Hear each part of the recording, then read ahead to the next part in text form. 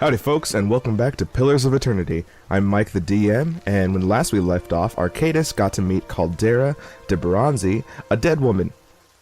We talked to a dead woman hanging from a tree, and she told us that if we go to Cade Noah, we would find another watcher, such as ourselves, because we are also watchers, apparently now that we have been touched by a time machine? I'm not too sure, but we got our buddy Aloth here, and of course we should move on from what we were doing. So let's see if we can. 17 and a half. What do you? Huh? Okay, you got something for me now this time. The smell of pipe, at once earthy. Excuse me, I choked on a fly. The smell of pipe smoke, at once earthy and sweet, wins its way into your nostrils. Your eyes trace the smoke to its origin, where you find a broad man with straw-colored hair leaning against a mossy rock wall. His pipe held to his lips with one meaty hand. That's a meaty hand, bro. He looks at you. He looks you directly in the eye, but the look is not aggressive. He regards you with a peculiar smirk. We talked yesterday, dude. 17 and a half. Well, could be 18, depending on how you count the dwarf woman. I'm sorry? The dwarf woman. You were trying to figure out whether to count her as a full person. I think you oughta. What are you talking about? I'm not counting any of these people.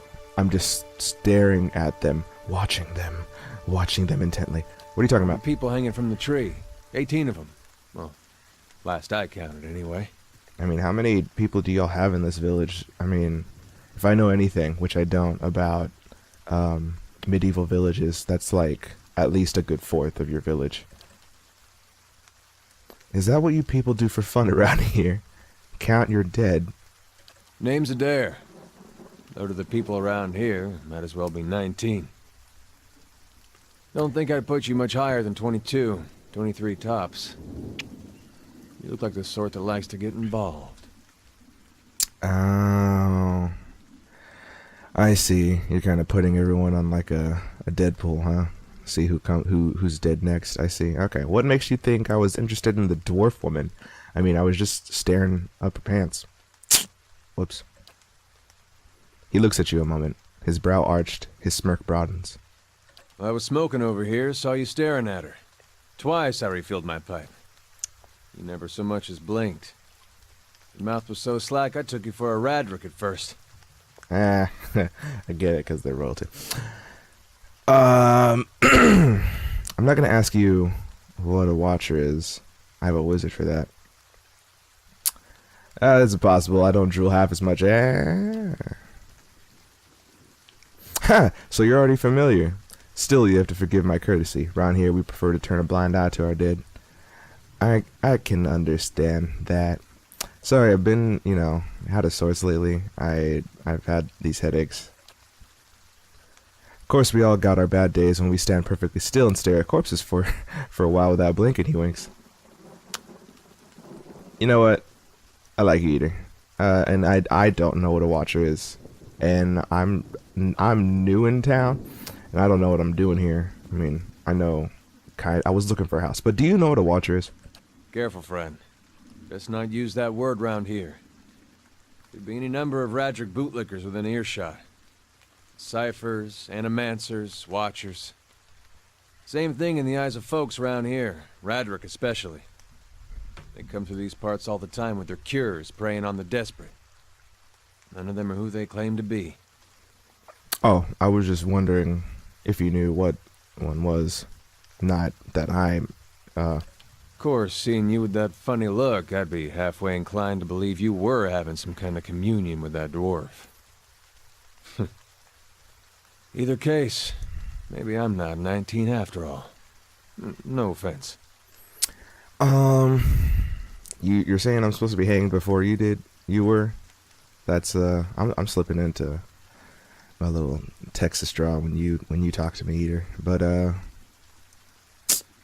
not gonna say don't be so sure, but I can see that. I do have a head on fire, so I would think maybe they think I'm the devil. Good, they don't mean it personal when they hang folks here. I have to remind myself. Yeah, don't blame the mob, blame the socioeconomic The status. town's had it in for me for a long time now. Only fellow who ever stuck up for me, well, he's number 18 up there. My headman on the farm. Used to be my captain during the war. Oh, that's real nice of him. The war, he said. Saints War, only one in my lifetime. Phil decides he's the living incarnation of Aethys, overthrows Red Ceres, marches on Deerwood, so we gave him a Deerwoodian hello. I'm assuming that's somewhat similar to Southern hello. Yeah, what's a Deerwoodian Blew hello? him up. Oh, nice. That's cool. That's very... He smiles at this, but it's a smile of one recounting a joke for effect rather than enjoyment. Who is Aethys? Eothis. God of rebirth and redemption. Formerly, anyhow. Maybe they call him something different where you're from. I don't even know the pantheon where I'm from, so let's move on. I have other questions for you. Well, what does the town have against you? Picked the wrong god. That's what it comes down to. Used to be a lot of Aethys worshippers in Gilded Vale. That mess of rocks over there, there was a temple to him, to give you some idea. And I guess you guys did blow him up, or whatever. Then one day, somebody named Widewind shows up on Deerwood's doorstep. Says he's the living flesh of Aethys. Got an army with him. Suddenly, Aethys isn't so popular in these parts. My brother Woden and me, neither of us believed it. No way was that Aethys. He enlisted, and then I did too. But, he didn't make it back. My condolences. Sorry to hear that you, lost your brother. After the war, people took to punishing Aethys worshippers, accusing them of treason. Got real ugly, especially after the legacy started. Folks needed someone to blame. I was safe because I fought, but then this rumor starts that my brother, that he was on the wrong side. And I wasn't so safe anymore. Until my headman stepped in and said they'd have to hang him to get to me. Man, that's some loyalty right there. I don't know what the legacy is, but that doesn't make sense. Y'all joined up. I mean, if I was listening correctly, and I don't know if you can answer this to reiterate, but you said you guys joined to fight Aethys, and people were like, "No, you're worshiping Aethys." That's blame the mob, huh? Seems that's no longer a concern. Of course, the townies don't do the hanging these days, but when Raedric's men come, they got no problem doing the pointing. What a bunch of shills. You can see why I was eager to leave. If you're next to me hanging, what are you still doing here? Why? You did just tell me why your headman was hanged, but tell me more about it. Got involved. Alright. Raedic sent men down here the other day, said they had it on good authority someone in town was working with Kolsk, plotting Raedic's to overthrow. Said if he didn't come forward right then and there, they'd hang every last one of us. Whoa, heavy stuff. I'm sorry. No one was coming forward, so Swinthen, that's my headman, he steps up and says it's him. They took him at his word. Bound to happen sooner or later, if not for plotting against Raedic, then for protecting me. Who's Kolsk? You said something about Kolsk. Someone who got tired of all the hangings. He's on the run now. Probably will be till they catch him. Yeah, this town sucks. I mean, there's a broken church. I mean, the inn is alright. And there's just a hanged tree. That's a good way to start my ventures into this new land, huh? Well, if you're next to be hanged, why are you even just hanging around? What are you still doing here? Drinking, mostly. I can relate. Point of fact, I'm on my way out, just haven't figured out where I'm going yet. Not a whole lot of places out there that don't think Waden's legacy started with Wadewind. Legacy. The legacy? Was there legacy wars? Hey, well, we could travel together. Where you headed? Some place called Cade Noah. There's an old watcher there who might be able to help me. Seem Just to so you remember know. hearing something about that years ago. He tamed that place. People would seek him out for all kinds of things. Troubles of the soul, questions for the departed. Of course, that was back when you didn't have to say watcher with a hush on your breath. Watcher. Sorry. It's a nervous tick. A man such as that, there'd be things I'd want to ask him. Don't know why I never thought of it before. Yeah, you could talk to your captain, you could talk to your old buddies, you could, I don't know about your family, but if they're dead, you could talk to them. Not sure how I feel about setting out with a stranger, and a strange one at that. But, truth be told, you might be the only one in town who wouldn't feel some relief seeing me swing from that tree. No, I don't want to see anyone hanging from this tree. I was supposed to move in here. Y'all are gonna run out of space and just start hanging people from this tree. Why are y'all even... Burn the bodies. Yeah, this is sick. I know I'm a little bit of a strange stranger. I do have a head made of fire. That's a fine reason if I ever heard one. You're right, Aloth. All right, then. Guess I'll do some sightseeing. Long as you're not the one picking the sights. But I am. I am the one picking the sites, so let's get going. Bring Eater to speak with Merwald. Fragments of a scattered faith. Alright, so we got a new buddy to the party. He is, I'm assuming, a fighter. Hey. Excuse me.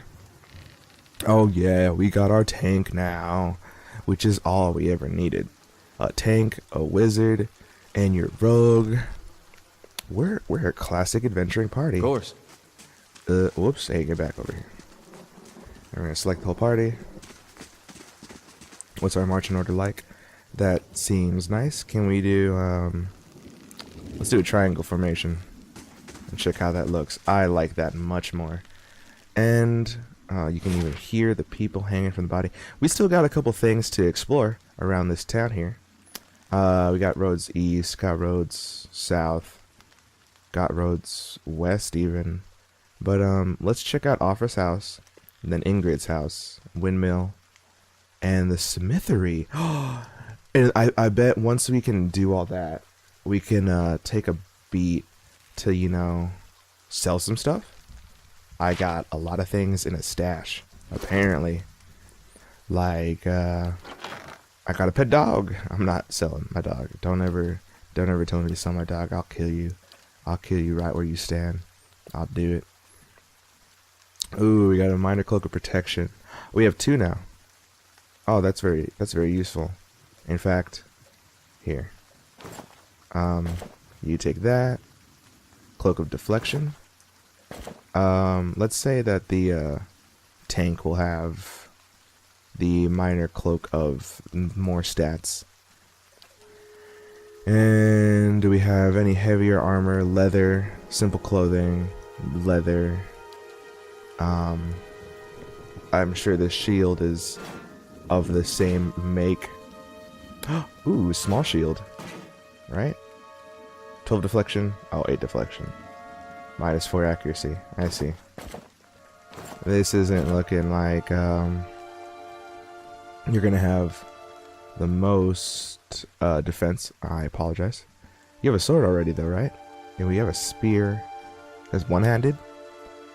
13 to 18.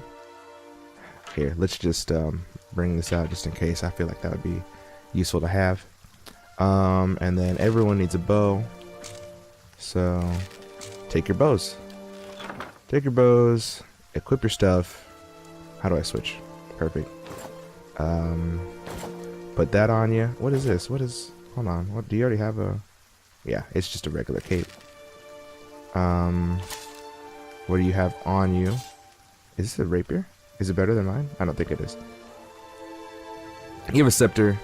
I feel like that'll set you for melee. You should always carry a ranged weapon. I mean, you do have ranged attacks. So, I guess in a sense that's kind of dumb of me. And then, Eater, you do have a cape. It's just a regular one. So, here, put this... Stop. Put this on. Can I just double click? There we go. And compared, you have a sabra. And your sabra is much better. And you have a regular shield that is the same as this one. And you have a longbow? A war bow. I'm jelly. Is it better than mine? I don't want to take it from you. I'm not that much of a dosh nozzle. So let's move on. Let's move forward with our adventure. Let's meet some more people in the town of Valenwood. It's not Valenwood. It's Valewood. Correct. Yep, Gilded Vale. Ooh, who's... Ah, gotta love this. Gotta love when I see people around town and be like, oh, hey, look. They must be nice, interesting people I could talk to.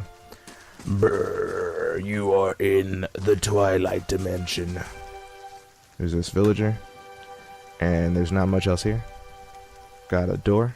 Got some more people. Alright, let's trip. Let's trip a little bit. They're gone. You didn't even notice that they had left. Is there more stuff up here? Like, can I get there? Is that just for detail? Yeah, can't get there. Alright. Hey guys, I'm new in town. You feel this man's history, and you want to touch it. You see a lone man standing in a field. He looks around, surveying the crops. Occasionally, he bends to examine a leaf up close. He is intent on what he is doing, completely absorbed in his work. This man approaches him from behind. He moves slowly, but does nothing to mask his approach. In his hand, he holds a large sword. There appears to be no malice or hatred in the man's demeanor. He almost seems pleased. The first man hears his approach and stands, turning away from the plant he was inspecting. His face breaks into a smile, and he opens his arms to welcome the approaching man. The smile freezes into a grimace as the second man thrusts his sword through his stomach, its blade now protruding from his back. His arms slowly fall to his side, and blood starts to drip from the sword onto the plants below the men. As the first man crumples to his knees, the second pulls the sword out, a tear slowly falling down the cheek of his still smiling face. You killed your brother, dude. That's real. That's not nice. That's not cool at all. What is your name? Yeah, you're an usurper. You usurped your own brother who was farming, which is real messed up. That's I guess why you're here now, huh? Hanging out with Clink? Is Clink your buddy? You also feel this man's soul, and you want to watch him. You want to watch his past and see what had happened there in his history. You see a small group of people gather around the ruins of a house. The destruction continues out from the single dwelling through the entire village. Not a single building stands. Rubble is scattered everywhere. Only one of the men in the group leans over something in the debris. It is this man, younger, barely more than a boy. The man reaches out and shakes the boy by the shoulder. The boy makes no sound and doesn't respond to the man's disturbance. The man looks up at the other members of the group and shrugs, standing to rejoin his friends. The boy suddenly sits up, eyes wide. He scrambles backward away from the group, looking around in horror. The group moves towards him in unison, eliciting a yelp from the boy, who tries to move further away. A woman in the group puts out her hand, stopping the rest. She turns to them reproachfully, motions for them to stay, then looks at the boy on the ground, who is trying to push himself through what remains of a wall.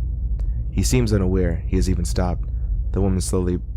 he seems unaware, even though he has stopped. The woman slowly moves toward the boy, hands out, speaking in a low, calming tone. For a time, the boy doesn't even hear. He just closes his eyes and braces himself against the wall, expecting violence. Eventually, the woman's words work through the fear, and he hears her. He opens his tear-filled eyes and stares at her.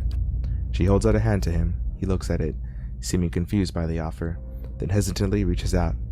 She takes his hand in hers and leans down to help him stand. Well, that's nice. Clink. That's you, I made a friend. Oh, me? I wasn't looking at you. Sorry. Yeah, Eater and Aleph are just like, what are you doing? I want to meet these people. I want to meet everyone in this town. And, visit them, say my goodbyes. Hey, I'm a watcher. I know you're not.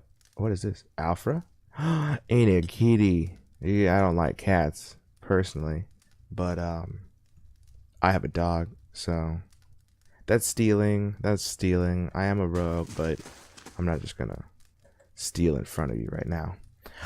Hey, look, you have text instead of, like, a nasty dream that's gonna make me have some weird, feelings about it. A dear Woodian woman is standing in front of the fireplace, humming a quiet tune to herself, or perhaps to her unborn child, for she is clearly quite pregnant. She turns her head slightly as you enter. Oh, that's unfortunate. We were looking for more party members, but I don't wanna ask for you to come, adventuring with us since you're pregnant. How do you do? Well, finally, I was starting to think. Oh, I'm sorry. I was expecting someone else. Can I help you? The woman makes a startled noise when she turns around and sees you. She gives you a cautious smile. Yeah, I just arrived in Gilded Vale. Thought I'd get to know the locals. I'm about to leave, but I thought I'd at least introduce myself. Were you with one of the caravans? Oh no. Oh no. No. Crap. She looks at you hopefully. Master Odemas by chance? You knew Odema? Well, no more than most here, I'd say. He doesn't usually come this way, but they say he's a reliable old fellow. She pauses, brows furrowing. Wait, why do you say new? I'm sorry, but the caravan was attacked.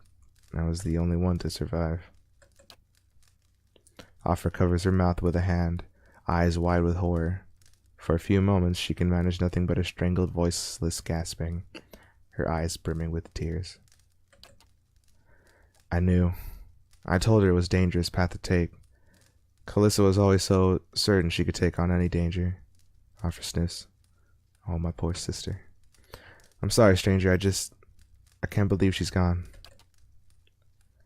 If only I hadn't called her. If I hadn't written to her, she might still be alive somewhere. Afra's face crumples, and a solitary tear slides down her cheek. I'm very sorry. I'm sorry that I couldn't protect her. She was part of that's here. Why did you send for her? Why did you send for Calissa? Afra wipes at her eyes. I'm worried about the baby, about the legacy. I told Calissa as much as I could, but all I know is that for a long time now, every child born in Gilded Vale has been soulless, empty.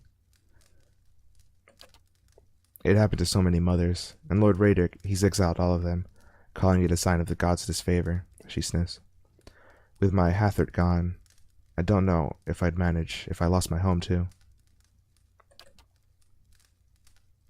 Oh, dang it. Oh, dang it. I'm not a kind wayfarer, or a gold pack knight. I hope Calissa could help me, but they say Ranga, the old midwife, knows a way to prevent a child from being hollowborn. But she moved south to Anslog's Compass two seasons ago. The journey's too far for me. I can't make it as I am, but I don't have anyone else now. With Calissa gone. More tears run down her face. Please, can you help me? Yeah, I'll find Ranga for you. What? What is this for? You will? Oh, gods bless you. Here, I'll give you a coin to pay her with. You needn't trouble yourself with that.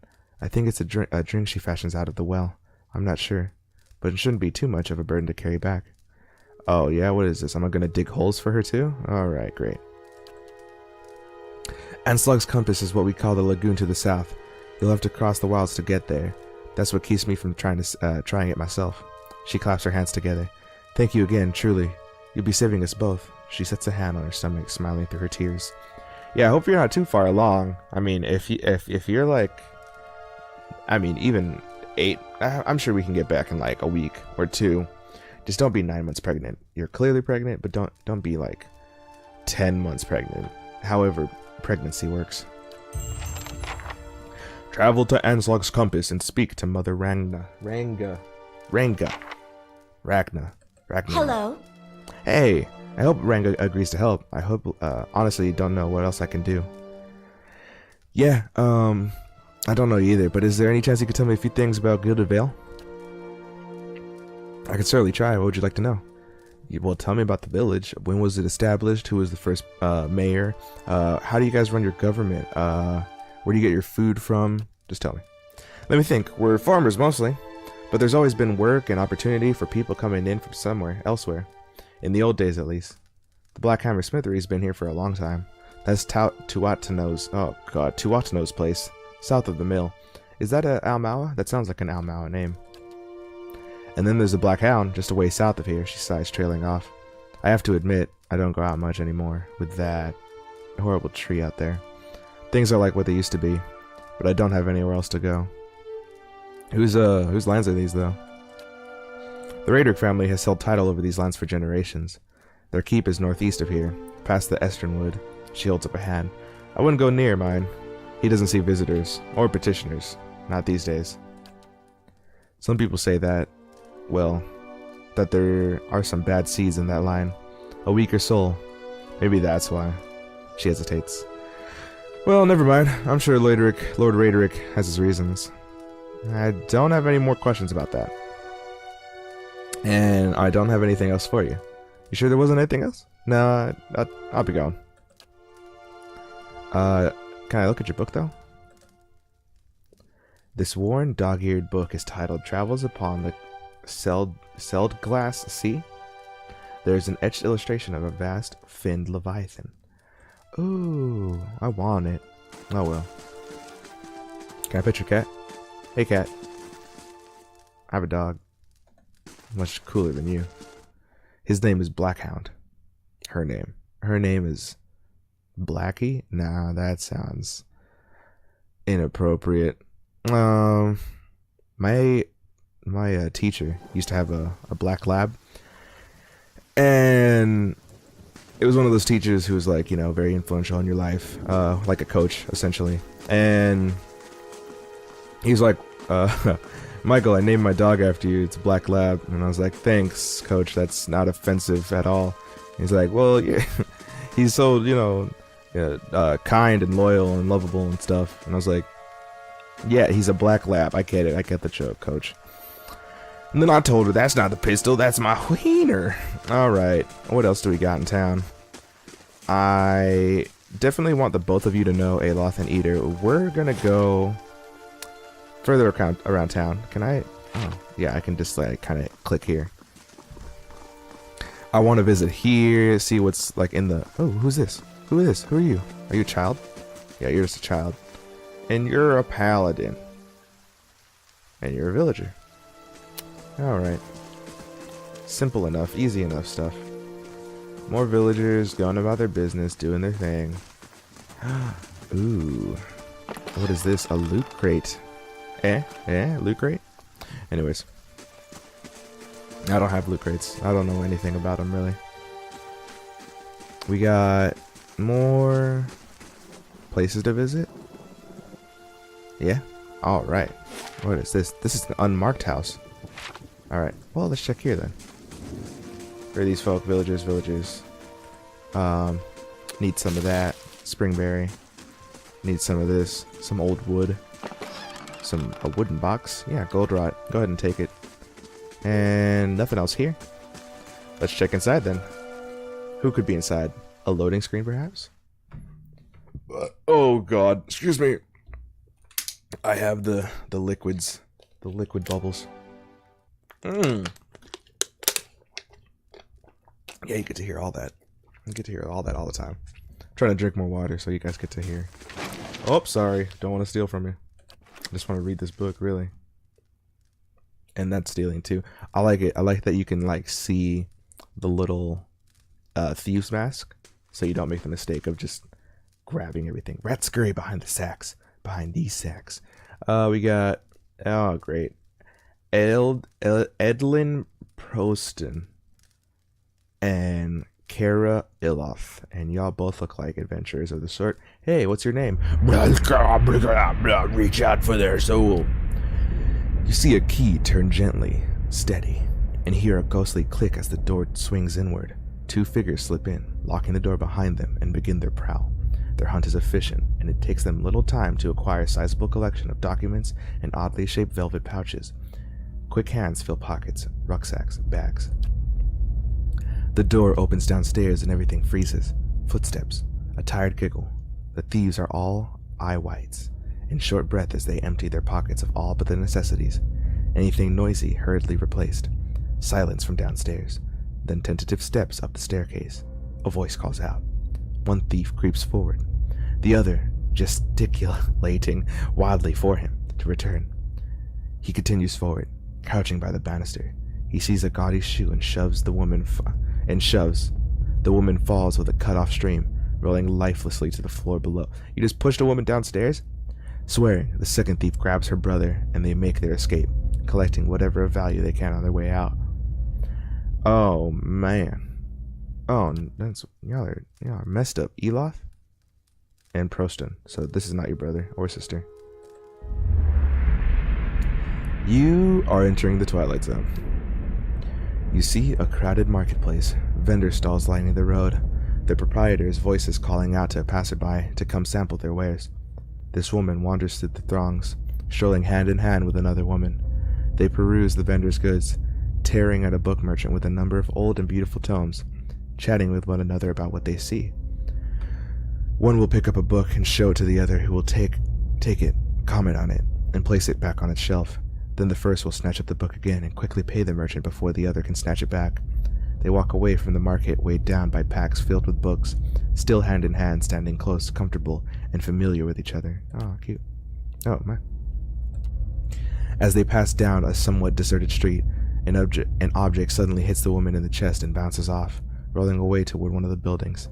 The women stop and look at the object, an apple, and then back up at the person who threw it.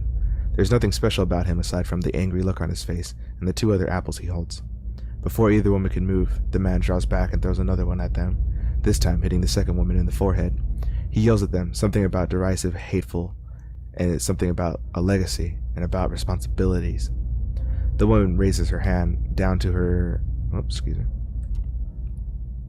The woman raises her hand to her head and wipes the juice and bits of fruit from her face and stares the man down defiantly. The first woman squeezes her hand and puts the other on her companion's shoulder, attempting to calm her down.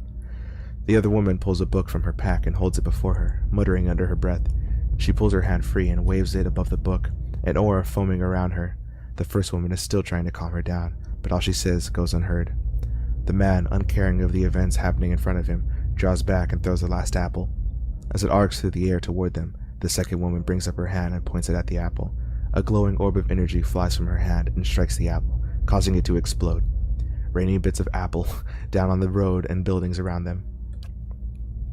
The man's face changes, anger joined by fear, looking like he's trying to decide if running or attacking is the better course of action.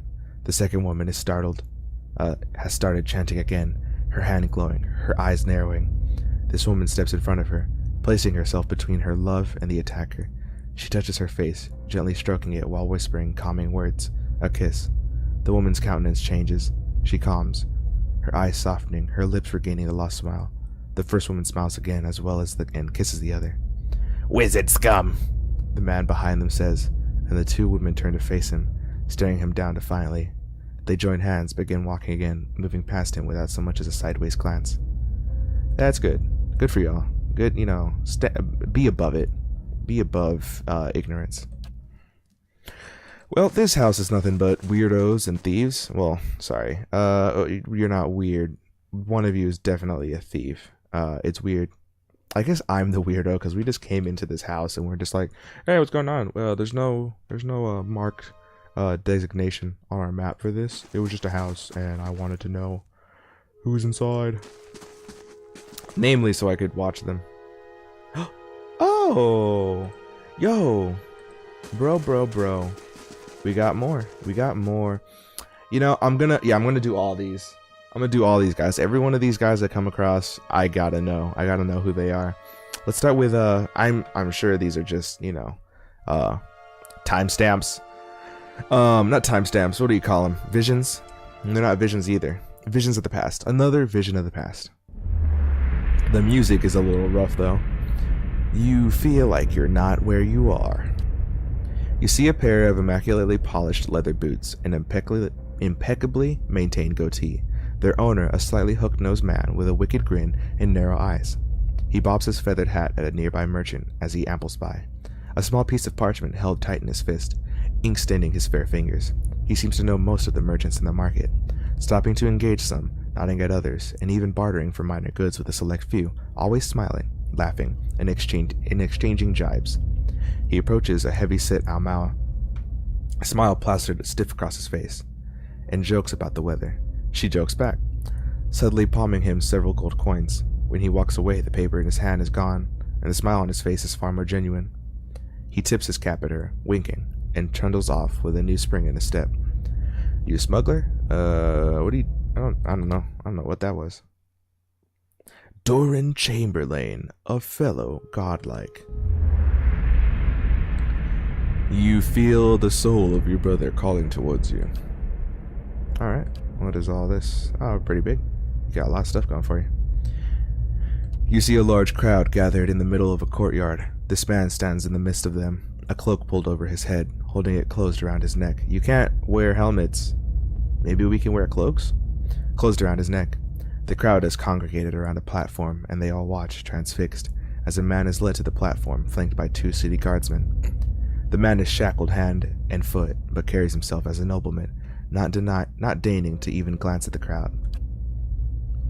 The cloaked man pulls his cover closer around his face and turns to leave, hunching over to avoid being seen. A crier on the platform unrolls a parchment and begins to read, but the man pays no attention, intent on getting away from the courtyard. The crier's voice grows louder and more intense as he reads, and voice from the crowd start to punctuate his sentences. The jeers and shouts grow more frequent, and with each one, the cloaked man flinches and his shoulders droop. He breaks from the crowd, coming to the edge of the courtyard as the crier reaches the end of the proclamation. The crowd grows silent again, save for an occasional shout. The man turns back to look at the platform, seeing his father kneeling before the block, neck exposed. The executioner moves into position, lifting his axe to strike. The man turns suddenly, unable to watch. There is a wet thunk, and the crowd breaks into cheers and applause. He leans against the wall, regaining his composure, then straightens up.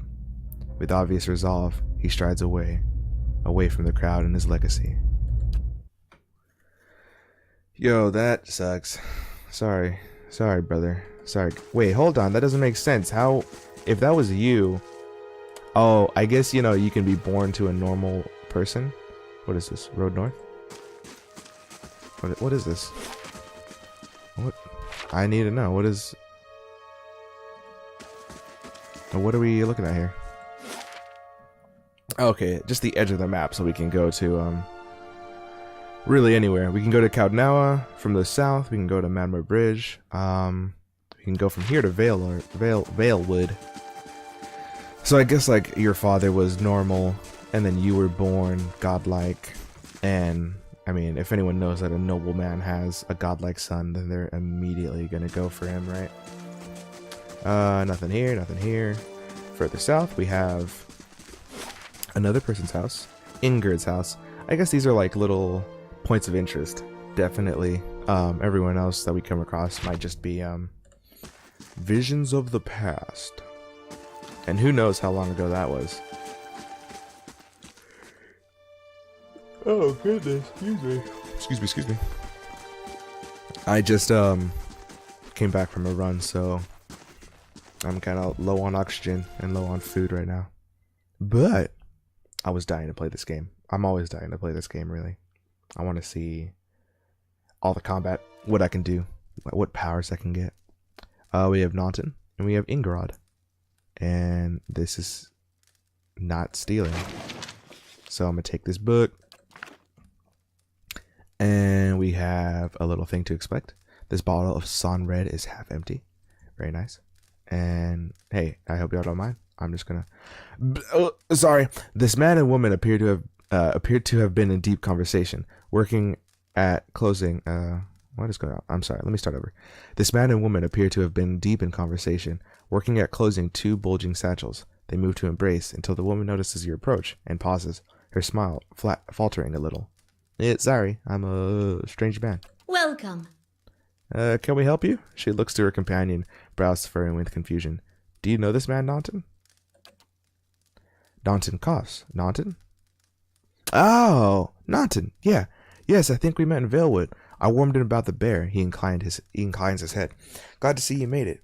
Was there something else you two wanted? Or you wanted? This is weird. But... is there anything you guys can tell me about Gilded Vale? Only that you'll want to be moving on as soon as you can. You'll have seen the tree, I imagine, but the rock goes deeper. If you're looking for work, I'd say you have a better chance of it elsewhere. Yeah, I'm getting that. I am getting that. We're headed for Divine's Bay ourselves, Naunton added. You two seem to be in a hurry. Yes, I imagine so, Ingrid laughs. We're packing for a trip, actually. I've been meaning to visit Divine's Bay. She looks at Naunton. Well, in truth, I think I've had my fill of this town. I can't blame you. Naunton reaches to take her hand. It's time for some new scenery, he says. Did you tell her about that dead guy? I feel like you should tell her about that dead guy. Alright, goodbye. Give me this. Whatever is in here. Oh, is this crossbow better than my crossbow? Let me know. I'm taking it. Whatever, I'm taking it. I have more than enough space for that. No, hold on. Take it. There we go. And that is it. Can I say anything to Naunton before we leave? Good day, stranger. Hello again. Ingrid, I guess they're a linked couple. Oh, and we can just click that there. We don't have to be next to the door. We can just click the door icon to escape and get out of there. Let's check out the windmill. Let's check out that. Hey, what's going on? Dead silence, punctuated by the sound of flutes. Hello? Oh, shit. Oh, absolute crikey. You know there's more grain in there, Trumbull. You won't settle for scraps while you grow fat on our crops. A muffled shouting emerges from inside the mill. The first of you drunkards comes through that door gets a shot between the eyes. Gods hear me. Swainer, I'll put you down like a dog. Come away now, lads. But we'll be back, Trumbull. And we'll have fair prices, or by the flame, we'll have a reckoning. End dialogue. Against the grain. I cut my hair against the grain, so... What is happening? Where'd you... I guess they're just gone. Against the grain? Where is against the grain? Oh, here we go. Tasks. Investigate the feud. I guess we can do that. That's what we said we were coming here for. Well, it is now what we're coming here for. Can we pick that up? There we go. A little faster now. And let's check inside the windmill. Many aspects of the interface and display can be adjusted to your personal preferences in the options below. Excuse me, Mom. An elven man stands before you, his relatively stocky build suggesting a life of labor. His face is pale and drawn, and his eyes wide. Behind him, a younger man and woman exchange worried glances. Yeah, I mean, you didn't lock the door. The miller raises a club as you enter. It shakes violently in his grip. Get back if you value your life. Hold on. I am not here to hurt anyone. The miller hesitates, then lowers the club. Wait, I know you. You just came into town, right? Don't tell me Swainer's already got his claws into you. Gods, that's all I need. No. My name's Arcadus, and I just only recently arrived in Gilded Vale. Trumbull shakes his head. You picked a bad time to come visiting. Gilded Vale's had all the shine scraped off of it. Just a big dung heap now, and Swainer thinks he's king of it. They're all of them, mad, crazy, ridiculous. So, who's Swainer? The dwarf? The dwarf, yeah. The one standing out there, spreading lies among the villages. Bastard's been here for decades, and he hasn't gotten any kinder with time. I'm sorry. The miller hesitates, then lowers the club a fraction. Who are you? Is Swainer roping foreigners into his little crusade now? Look, no, I'm not with Swainer. What was all that ruckus outside? I don't even know what was going on. Trumbull shakes his head. Where to begin? Swainer's whipped them up into a froth, going on about the grain stores. Claims I've hidden away most of it. It doesn't look like there's much in here, really. All I do with the grain is sell it. I can't create it out of thin air, and I can't hand it out for free. I pay the farmers for the crops they bring in, and I sell what comes out of the mill. Most of it goes to the Black Hound on the west side of town for the ale.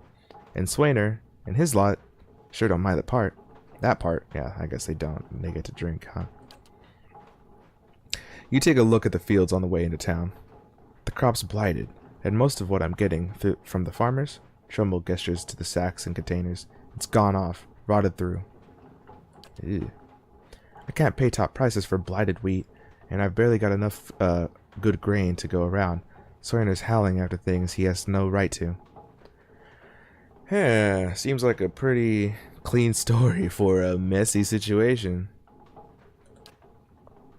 It's not, he pauses. Look, Swainner's always been a rotten bastard with stores so limited. Maybe I save the good stuff for the people who deserve it. Offer, for instance. She's expecting a child. Should I let her starve instead? No, definitely not. If you do, I can't come back to her and help her out, which I already said I would have. Do the villagers know about the grain supply? Some. The innkeeper, for instance.